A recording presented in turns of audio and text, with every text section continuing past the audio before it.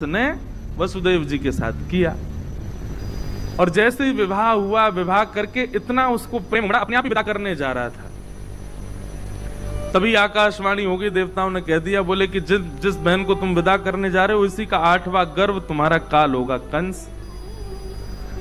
मृत्यु की बात पता चलते ही कंस ने जिस बहन को विदा करने जा रहा है, जिस बहन का कन्यादान किया, उसी के केश पकड़ लिए, तलवार निकाल करके जैसे ही वध करने लगा, वसुदेव जी ने चरण पकड़े,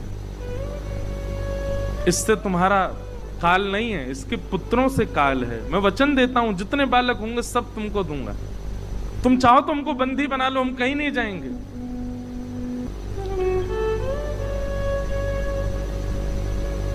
कंस ने कहा मुझे आपकी बात पर भरोसा है, वचन दीजिए जितने बालक होंगे सब मुझे देंगे आप।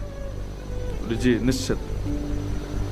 अब कथा ऐसी आती कि प्रथम पुत्र जब हुआ तो लेकर के वसुदेव जी जैसे ही कंस के पास गए तो कंस के हृदय में करुणा आ गई।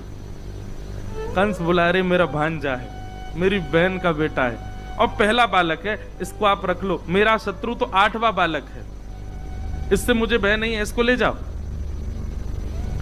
तो जैसे ही वसुदेव जी ले जाने लगे, अच्छा देखो, देवता जरूरी ऐसा नहीं है सारे काम अच्छे ही अच्छे करते हैं, कभी कभी बिगाड़ते भी हैं कामों को। देवताओं ने कहा, बोले नारद जी, कंस की बुद्धि तो हमको सुधरी सुधरी सी दिखाई दे रही है, और कहीं कंस सुधर गया तो भगवान अपना आना स्थगित ना कर दें, आप जाके इसकी बुद्धि बिगाड़ो।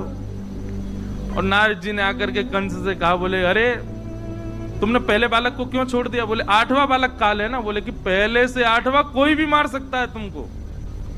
कंस की बुद्धि बिगड़ गई महाराज, 6 बालकों को कंस ने मार दिया और 7वें बालक के रूप में स्वयं श्री बलराम जी महाराज पधारे। आप शेषनाग के अवतार हैं। आपका आगमन जैसे ही हुआ, भगवान ने योग माया, जिन्हें हम देवी, भद्रकाली आदि आदि रूपों से नाम जानते हैं, इनको ही माया कहते हैं, योग माया। योग माया को भगवान ने आज्ञा की कि हमारे मां के गर्भ में जो 7वां बालक है ये शेषनाग हैं, इनको स्थान स्थिरित करो। और 7वां बालक जो है कुछ माह देवकी मैया के गर्भ में रहने के बाद रोहिणी मैया के गर्भ में स्थगित हो गया। और कंस को यह समाचार मिला कि 7वां बालक तो गर्भ में ही नष्ट हो गया। अब आ रहे हैं 8वें बालक। कंस ने महाराज सेना बढ़ा दी, ताले बढ़ा दिए, सब व्यवस्था कर दी, कहीं से भी बच के भागने ना पाए।